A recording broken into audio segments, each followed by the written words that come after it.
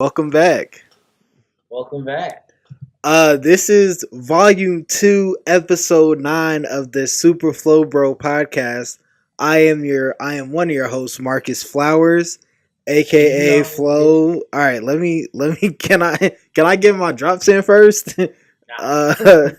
Alright, I am Marcus Flowers, aka Flow, aka one Marcus Flowers on all social media platforms. And since it is October and the theme of scary and Halloween, I have another nickname this month. It's gonna be Scary Flowers. So just for further reference, if you see me out in the streets, call me Marcus, Flo, or Scary Flowers. And you know who else it is? Metro Meta, the Oracle, and for my Halloween nickname, I think I'm gonna go with Haunted Petals. Why haunted petals? Because you went with scary flowers, okay? I thought So we were going with the flower theme. nah, man. How's your week been, man? Pretty good, pretty chill. Just hanging out, working out, all that stuff. Working out, how's that going? Pretty good. Haven't seen any changes yet, but hopefully. Are you bench pressing? What are you doing in the gym? I usually go on the treadmill for a couple minutes, then I'll do some crunches and some bench presses. What are you benching? I don't know. It just depends on the day. All right, that's cool. So let's hop right into the front porch. So Venom, have you seen it yet? Nope. Are you going to see it? No, I don't have a car out here, man. Um, well, I got the chance to see it for free. It's a great comic book movie from 2004. If that makes you feel any better, but it's making a lot of money. Yeah, it So made 80 mil. What is it? it made 80 mil in the first weekend, which means That there's gonna be a sequel. that's ridiculous money considering it's October and it doesn't even have Spider Man in it. I think people fell for the jig, but I mean, I mean, I don't think anyone expected Spider Man to be in there. At least none of the nerds. If you've been following the story, you knew that he wasn't gonna be in there. yeah. I mean, there's gonna be a sequel, so that's really all we can there's gonna be another one. And Yep. so it just continues to show that Fox isn't giving up the Spider-Man franchise anytime soon. And now with the success of Venom, we may even get that Black Cat Silver Sable movie. Oh, most definitely, most definitely. I told you, Sony's not releasing those rights. Yeah, I think they'd rather take a loss on Fantastic Four just because they can't generate Well, money from them. Well, they can, wait, but Fox owns Fantastic yeah, Four, that's not what. Sony. Oh yeah, that's my mistake. Yeah, but yeah, I just they're never giving up those rights, so we're just gonna have to accept we'll never see a true Venom in the Marvel Cinematic Universe, which is kind of a shame because what Marvel Comics is doing to Venom right now in the comics is just it's remarkable. They're giving Venom a backstory that necessarily wasn't there before, which is it's Yeah, been very interesting to read. yeah, but I wouldn't say we're never going to see him because some of the speculation, because Venom is PG-13, even though it's filmed as rated R, and some of the speculation out there is that the execs at Sony made it, edited it down to be PG-13 because there's a chance that it could have a crossover with Tom Holland Spider-Man, so he You might be think? in there. Nah, Tom Holland's never gonna be in a Sony Spider-Man movie. What they could do, they could use Miles. I don't know what the rights are. I think they have the rights to Miles, and what they can do with that, they can have Miles because they do have a animated film coming out into the Spider Verse, which was that trailer dropped earlier this week, which was amazing. But they could do basically do a cinematic universe based around Miles and some of his like early journeys, such as like him battling his father.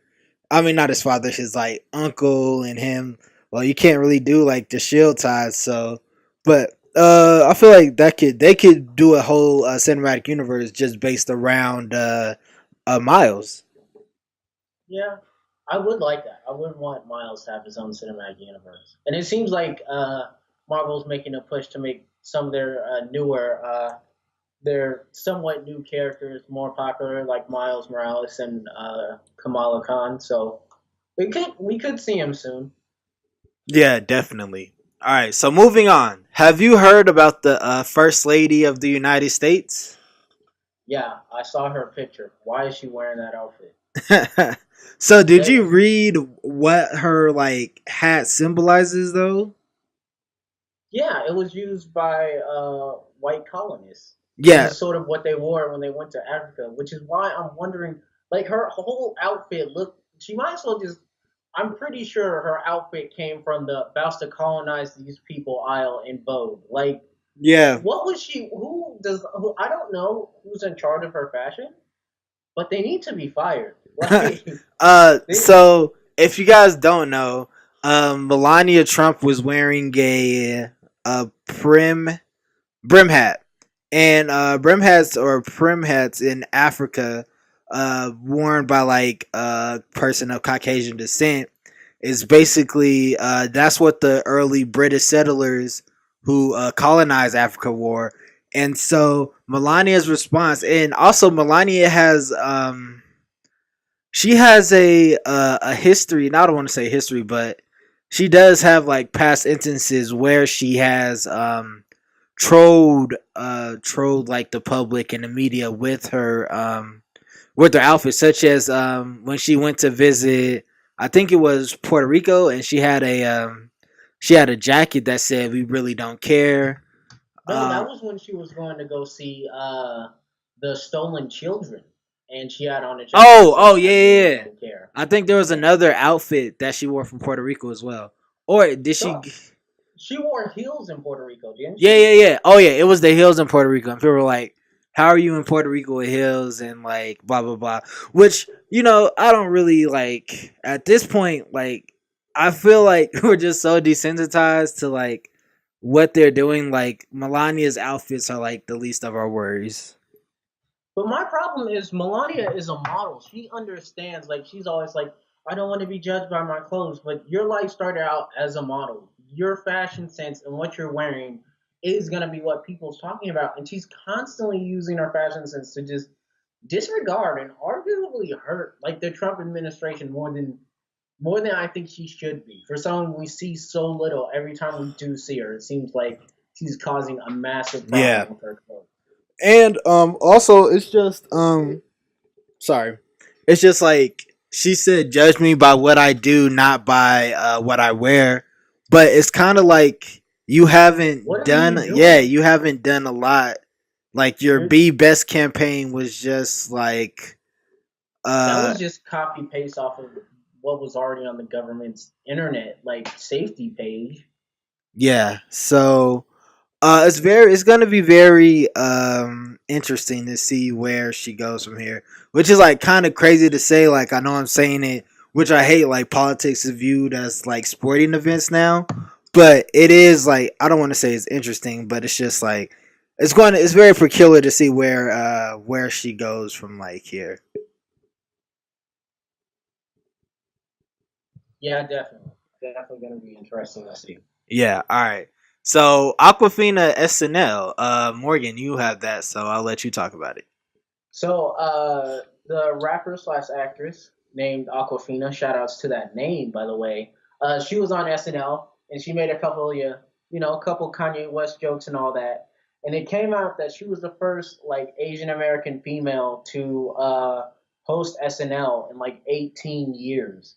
So I had to give her some shout outs for that. And I downloaded one of her albums. I've been listening to it. It's pretty good. I think it's crazy how SNL tries to portray themselves as like super like diverse and things like that, whereas like most of their cast is still white. Uh, and even just being able to say that she was the first person to cast SNL in 18 years, that's ridiculous. There's no way in these past Yeah, 18 years there definitely. hasn't been an Asian actor or celebrity who wasn't talented enough or worthy enough to be on SNL. Yeah, and but speaking of SNL, shout out to Keenan Thompson. No, Yeah, no, not he Keenan. It is Keenan. It is Keenan yeah he has for getting an Emmy. So he got an Emmy and he's like isn't he the longest remaining cast member now at this point? yeah, and it's just like it's been wild to see like his development because like you weren't born yet, Morgan, but or were you? No, you weren't born. But I like remember his show. he was on like Keenan and Kel show. He was on all that. Yeah, I So remember just to those. see his like growth and evolution, and like he's been in Hollywood for, or he's been in the entertainment industry for at least almost 30 years, and so to see him like still like flourishing, just as like somebody like Nick Cannon, well not Nick Cannon as much, but like to see him like he doesn't have a lot of like drama or like controversy around him. So it's very refreshing to see like African American male be like that. Yeah, definitely good. Definitely good. All right, so moving on from the front porch, we are heading into the living room, and the living room today we're just dedicating it to all it's fall season. So TV basically, shows. TV shows are back. Today we're going to be focusing on some of the superhero shows that are coming back this year. Yeah, it's definitely gonna be good. All right. Definitely gonna be good. What do All you right. want? Let's start with Runaways. All right. Cool. So Runaways, one of my favorite shows and one of my favorite Marvel comics. Season 2 is coming out December 21st. They put out a trailer. It's looking amazing. And rumor on the street is there's going to be a Cloak and Dagger crossover.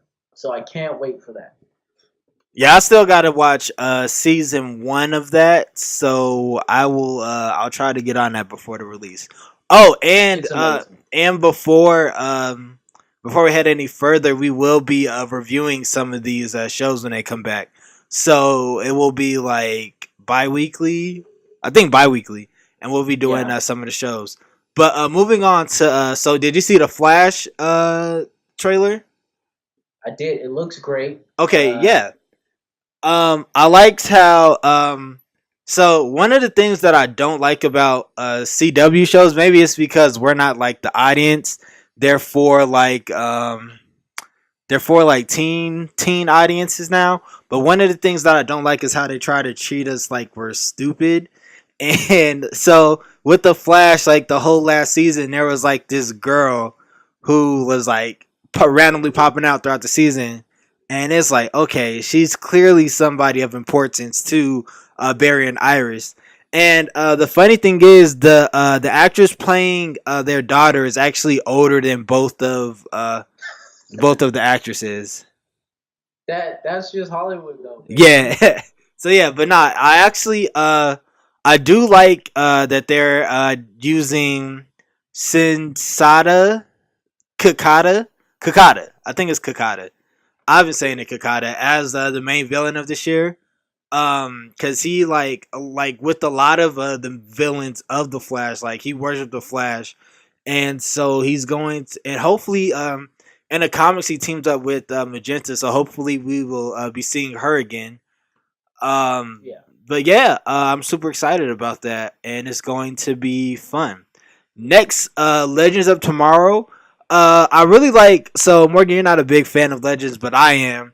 It's just really like with Legends. I really like how they basically go from one like problem to the other. But with this season, they're finally like getting ahead and like they're finally becoming legends. But they're adding the mystical aspect to it. And one of the things that I really do that I'm going to enjoy about the season is that they're bringing Constantine in.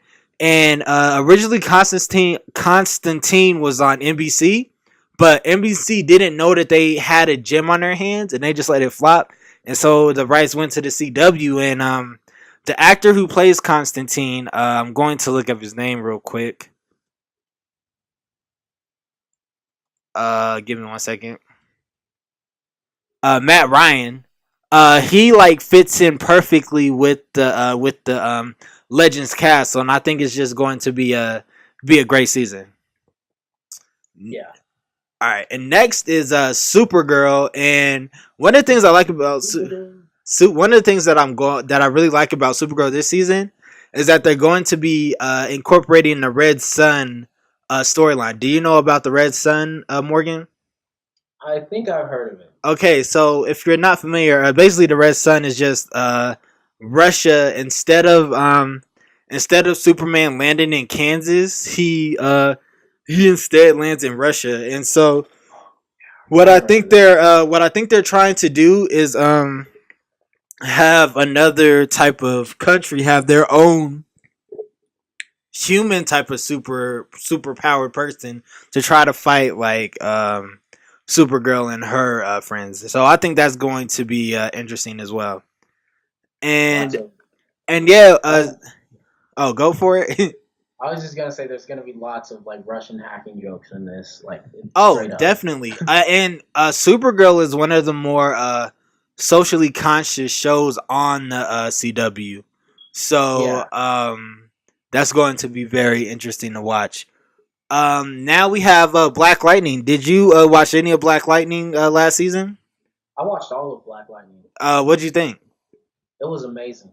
Yeah. So this season is going to be like the girl. Who's the youngest girl? Do you remember her name off top? China McClain. No, That's her name. no, her. I don't remember. I don't remember her name in the show. I just know who the actress is. Okay, but so she's going to be dealing with not trying to be a hero, and she doesn't want power. So that's going to be an interesting storyline. Yeah, I Black Lightning last season was super amazing. It was sort of like a Black Panther like TV show, and the music was great. I liked the characters, and it honestly it's one of the few TV shows where almost every character was black except for like one person. Even the main bad guy is like a black albino, and And I, he I actually he was racist to dark people, to dark skinned people, calling them he was. blackies, and yo, he You was gotta watch the wilded. show; it's amazing. He was. I did watch it. He was wilded, man. But super shout outs to China McClain because she's been an actress for most of my life. She was in. I remember when she started out in Ant Farm, and she was in Descendants recently. So she basically grew up. She's a Disney star who grew up and didn't go crazy, and that is rare these days. But Yeah, shout outs to yeah. her. All right, and last but not least, but I didn't watch Riverdale, but I heard it's good. But I'm gonna let you talk about the preview of it. Yeah, Riverdale's an interesting show. It's like teen drama cheesy, and you really have to be into it if you're going to watch it. But I like it. I'm gonna catch up on the last season, and I'm gonna just go in there because when you watch Riverdale, you're into it, and then when you stop watching it, you're just not into it anymore.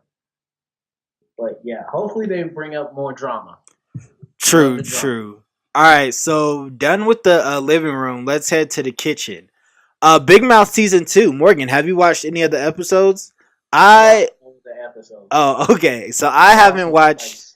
I haven't watched any of Big Mouth yet, just because I watched the first few episodes and I was like, this is a little bit too much for me. I don't know if you like it, but like Big Mouth, for those of you guys who don't know, it's sort of like it's an adult cartoon comedy about puberty and sexuality, and it's super freaking funny. And season two is hilarious. Like they really push the bar on what you're supposed to do and say, but it's so funny. It is so funny, and I liked its themes. And I liked the characters and what they were sort of writing and what they based it off of. They talked about things like shame and how it might affect students and how it might affect kids and just how a culture of shame hurts everybody. So I'm super excited for this. I really love season two. I've watched it like twice, and I right now I just can't wait till season three. Honestly, Tight, tight. So moving on, we are recording on Sunday, October 7th. If you haven't heard the news already, the Rockies are officially out of the playoffs. Rocktober has come to a close, and that is an improvement on last season because last season Rocktober ended on the first Wednesday of the month. So there's progress there. It was kind of difficult because the reason why we got into the playoffs was because of our excellent batting with Trevor Story, Charlie Blackmon, Nolan Arenado, even DJ LeMahieu. But what really kept us around during the playoffs was our pitching. And shout out to Kyle Freeland. He's actually from he's a Colorado native. He's a Denver native. He went to high school at Thomas Jefferson. Shout out to him. But our pitching really kept us in. Anderson did well. Marquez did well. I was really glad that they didn't go with the John Gray, just because he's supposed to be our ace, but he's not really ace pitcher material.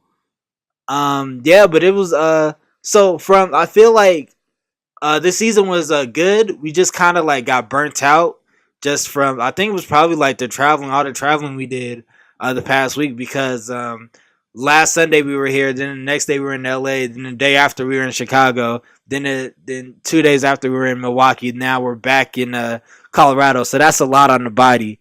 But this was overall a great season, and I think we're gonna be better next year.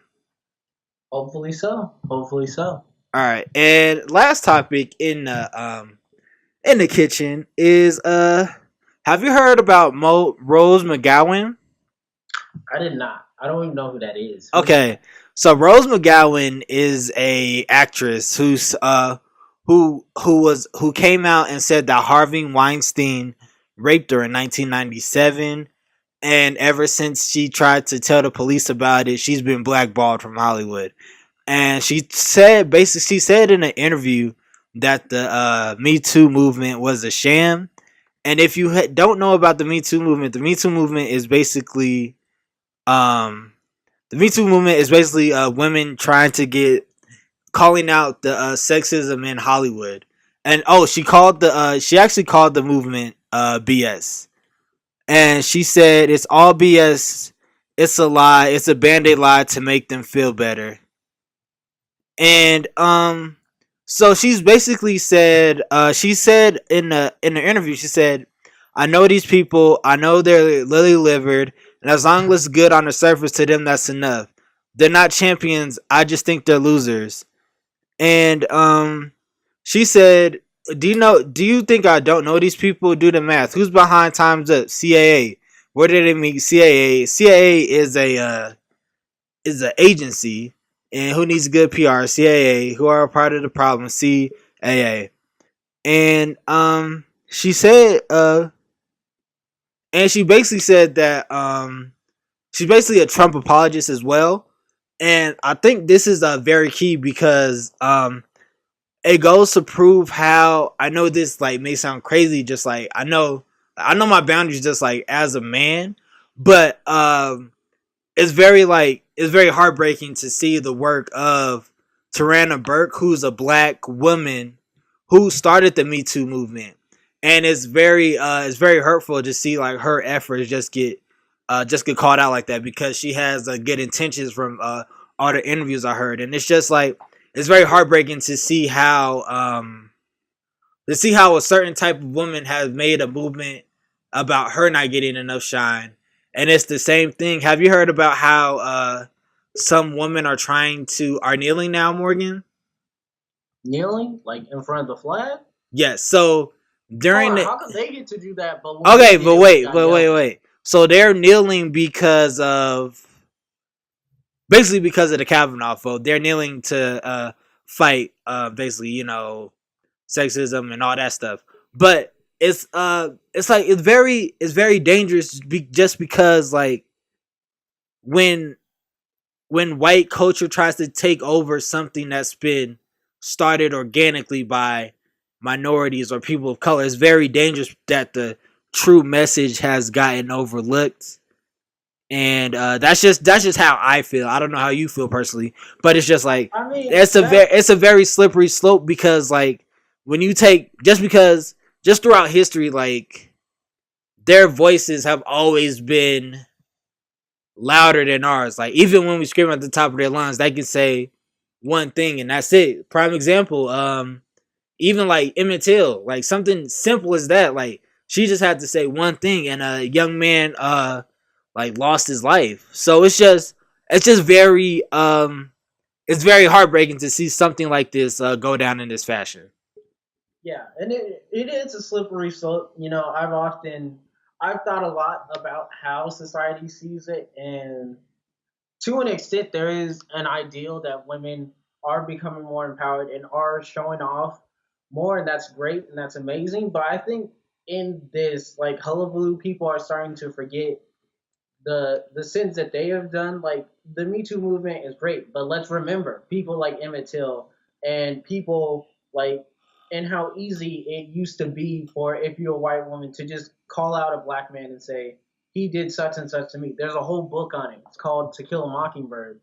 And I think the problem we're going to start running into is that a lot of white women like to take in black culture and like to like call themselves like we're just like them. And I think to a certain extent we need to start saying, hey, you're not like me though. You were abused, you were hurt, but that doesn't make you like me. Yeah, definitely. All right, so that's enough for the kitchen. We're heading to the dining room, and it's gonna be a real quick dining room this week. Morgan, did you did you recently hear about what Michael B. Jordan's in Black Mythology? Oh my god. All Why he right, opened his mouth? so Why he opened his mouth? so tell you can tell everybody what he said. So, for those of you guys who don't know, Michael B. Jordan, Killmonger, went out and said that black people don't have a mythology, and that it's bad because it hurts our children and how they grow up. Which, to a certain extent, and I'm gonna play devil's advocate to this, a lot of people got mad at him, especially African writers, and they're like, "Yes, we do. This is our mythology. This is where it comes from." But when you hear the term black, everybody's thinking we're African American. You're adding African to us. But if you're African American, we grew up in America. We don't connect to Africa. As much as we like to say it, as much as we like to go there and be like, this is my motherland, this is where I'm from, to a certain extent, we do have to realize we're still American. We still fall into the same pitfalls. And to back up Michael B. Jordan, I wouldn't just say that black people don't have a mythology, but I would say that America doesn't have as much of a historical mythology as other countries might have, and that has no problem. It's just the way America was made, and because we're such a modern culture, we don't have as much. I mean, the two biggest mythological or like historic themes I would say that are American would be the cowboy and the superhero. And those are great things, they're big things, but that's like two things. And those two things aren't exactly like mechanically like expressive. There's only so many cowboy stories you can tell. And the superhero genre is big, but it all centers around similar like ideals of justice and things like that. As much as they experiment and play with it, it still falls back in the same pitfalls and the same ideals over and over and over again.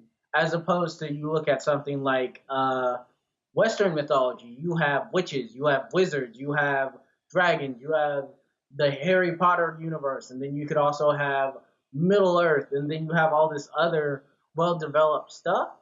And I think the difference we have to start thinking about, and not but as African Americans, is what is our mythology? If we're going to claim African mythology, we need to learn about that mythology.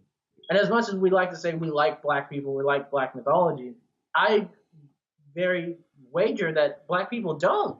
We don't study African mythology as much as people think we do, or even like to. Like even people who claim to be pro-black, I you could ask them name like five different black ancient creatures, mythological creatures. What was the type of dragons? Like the biggest thing you could talk about is dragons. Dragons are a big part of almost every single culture on Earth has a legend about dragons. And you ask a black person, what is the African dragon? What was the mythos of the African dragon? They wouldn't know. They don't know Well, that. I would just say like when it comes to African mythology, it was very based in realism. Like they didn't really like. I don't want to say they didn't imagine, but it's just like there was a sense of reality to that other cultures didn't have, such as like Ashanti the spider and other things of that nature. But also just because there is an African American mythology, just because like until this day we've always had to struggle about being in America. Like we weren't here willingly. So it's just like we've always had to fight for survival. And when it comes to fighting for survival and trying to live, like we can't just like sometimes we just like many people we can't afford to live in like a fantasy land. And so I think that's one of the glaring things. And also it's just like our mythology, we did have a mythology, but it was erased over the years. And even just like through our lineage, like our history has been like erased. Like we came here, we had to learn a whole different language. And so it's just like our history has been out of like our older history, such as like where certain mythology has come from, we don't have that well to go to because with most like folklores and other things of that nature, they weren't written down. They were just like word of mouth. And so when something like traumatizing like slavery happens, like of course people aren't going to remember a fantasy story that like never happened and had like a hero in it because they were trying not to get whipped. So it's just like I mean, I see what he's saying, but like at other but times there's you a do have chance to to be. develop everything. I mean, But to I'll say that we haven't had time to create anything, that I would say is a false negative because black people have been creating this whole time. They've but been create killing and killing us for generations, and we still created most of the music people listen to today. We created but pop music, we we've created created rap, we we've created created R&B. we've We created had time to do avenues this stuff. we've created avenues where we could be financially successful, such as well like we don't have that type of like there are no don't get me wrong, there are like black owned like books and like comic books and mythologies that do work in his wheelhouse. But at some point, like we just have to come to a realization, like what we our dreams are different than.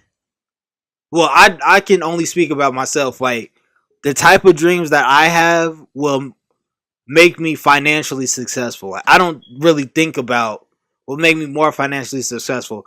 I don't think about fantasy. I don't like. I enjoy comic books, but I know at the end of the day, I could read a comic book or I could create a comic book where I could make money off of it. Like you see what I'm saying? It's just like African I Americans see have that, a but way to create an avenue for them so that they can survive and their family can live and their great grandkids can live. I get that, but what I think part of the reason why you said we need one is because that is what white people do. White people made mythology and folklore, and uh, they advertise the shit out of that. You look at what stories are made today, and what are some of the biggest franchises today. You have Harry Potter. You have Middle Earth. Middle of Earth. The author is dead. It is ancient.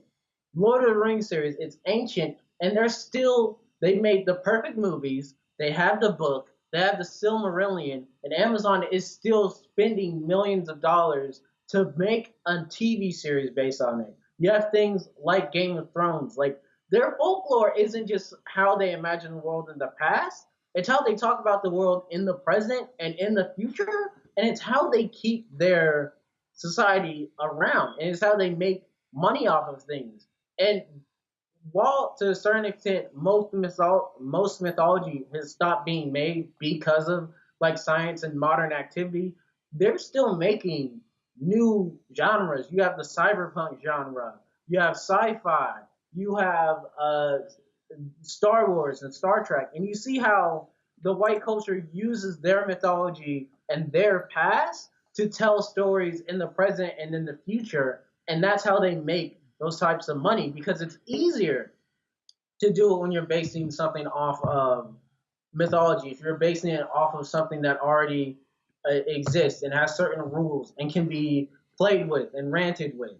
And that I think is what the black community is lacking is we don't have stories that we tell our children to convince them to be a hero. Like you can say, hey, just go out and make money all you want to, but all that kid's gonna do is grow up and be a gangster. Like if you're only chasing money. Okay, You're all not right, gonna Bill chase dreams. Cosby. All right, pudding pop. Pull up our pants, Bill Cosby. Calm down over there. I'm just saying. I'm just saying there needs to Oh, be a story. oh, pound cake. All right, so all right, so Taylor Swift starts a political rant, and I actually have no problem with this. She just wants people to get out and vote. I agree. Like I think everybody should vote.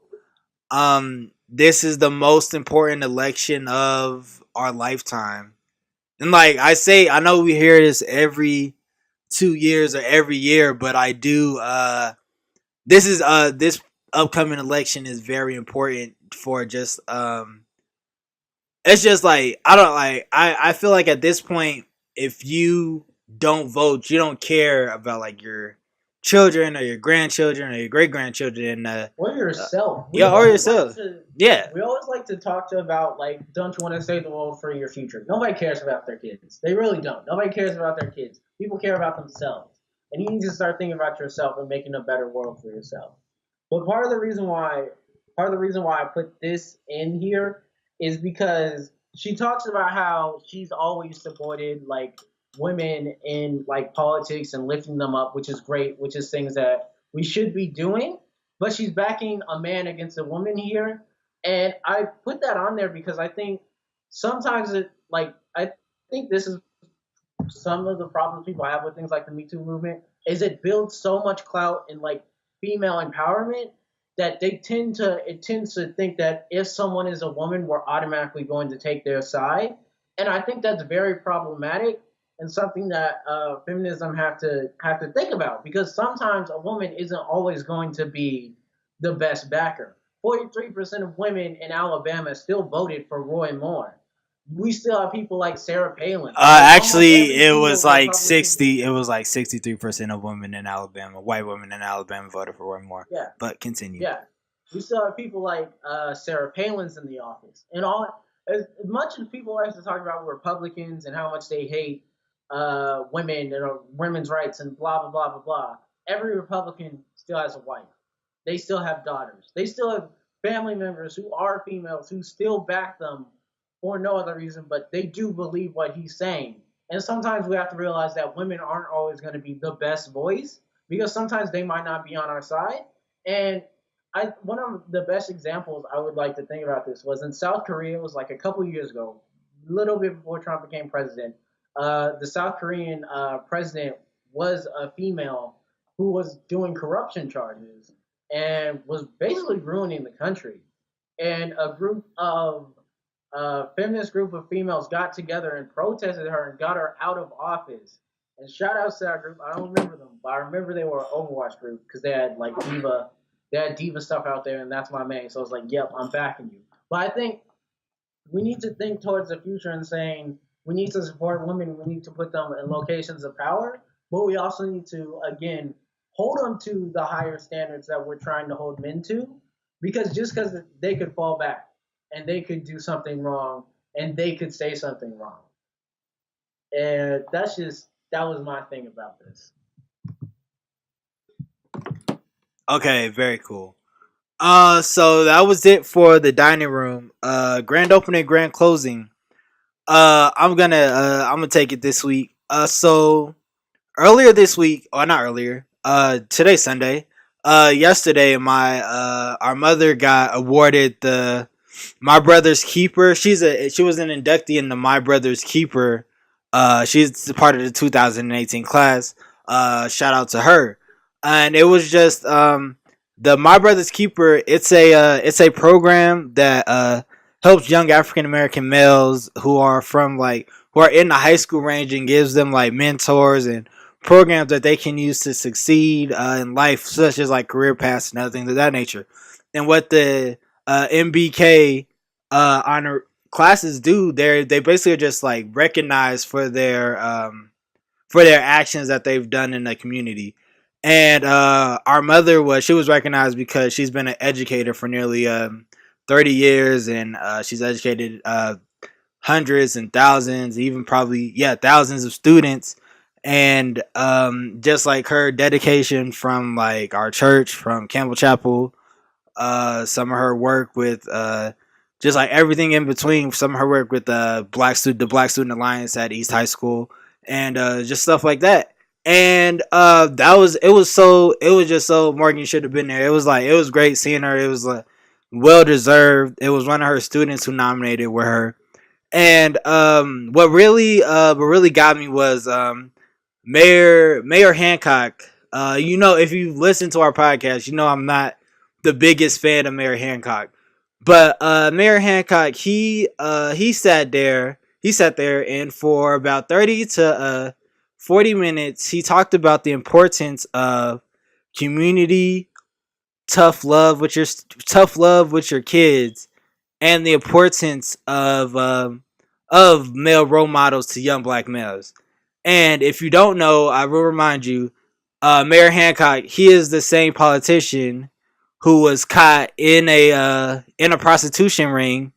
He was caught sending suggestive text messages to a DA, and whose son was like cussing out the cops. So it's just like it's very hypocritical of you to say that. Oh, and he's a big proponent of the gentrification of the African American community of Denver. And so it's just like, and one of the things he talked about there was like, he was like, there's no Big Mama anymore. And it's just like, geez, I wonder why. Because when housing prices, when 5 Points isn't financially, not financially, when 5 Points isn't what's the word, Morgan? Help me out.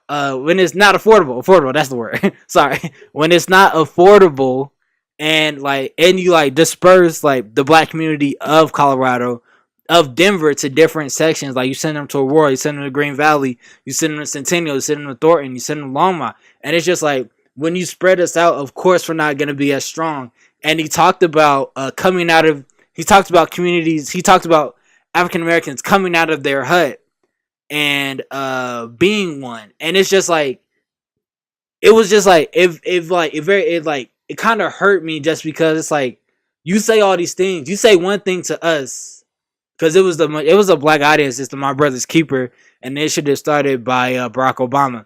But it's just like, you say one thing to African Americans, but your actions say different. And I didn't really care about that. Like, I see why he's a mayor, just because like, he's charismatic, he was funny, people were laughing with him. Nobody like thought like, yo, this guy did all these like horrible things, but like, he was cool. He talked about the importance of everything. And I really wasn't upset about that. What I was upset about was one of my good friends, who's she's overseas right now, finding herself. She's very active in the Colorado community when it comes to like activism and knowing your rights. She posted about Kendell Robertson. And Morgan, do you know who Kendell Robertson is? No. Okay, so Kendell Robertson was he was a young man. He's my age. He was in the Jack and Jill of American Battalion with me in 2008.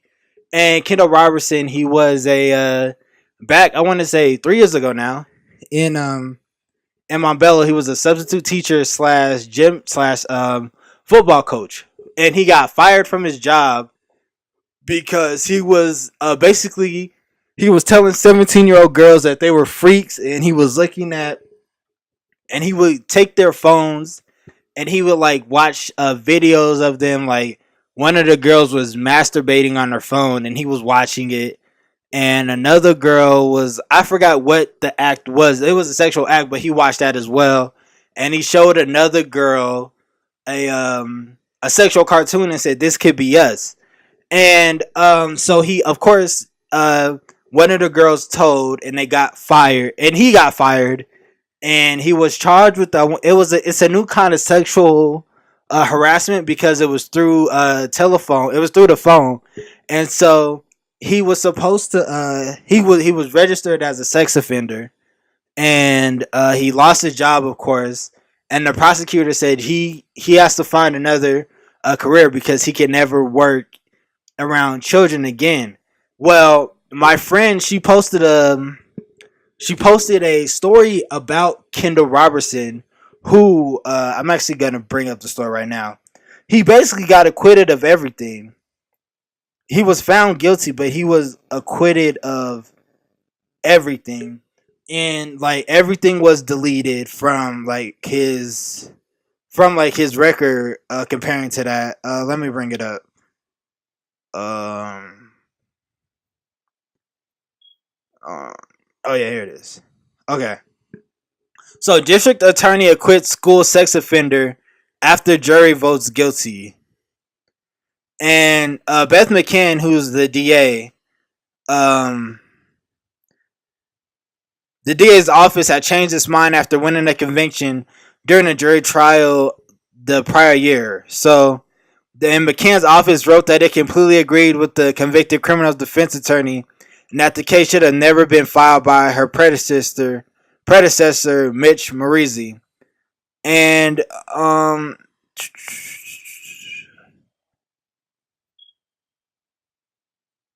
okay, so the Denver's district attorney Marissa believed Robertson's behavior met Colorado's electronic peeping Tom statute and charged Robertson with invasion of privacy for sexual gratification and class 1 misdemeanor. And the legal expert Terry O'Malley said Roberts was finished working around students, and he told Fox 31, "You don't get a second chance on something like this. You better look for a new career. It's pretty much devastating." And so Fox 31 problem solvers went to check the sex offender registry for Robertson's name last year for this year, and it wasn't listed. And they went and investigated why his name wasn't there. And the Denver DA office responded to our request, and they said no records exist in regarding to this person. And the Denver Police Department said they had no arrest affidavit or mugshot of Robertson as well.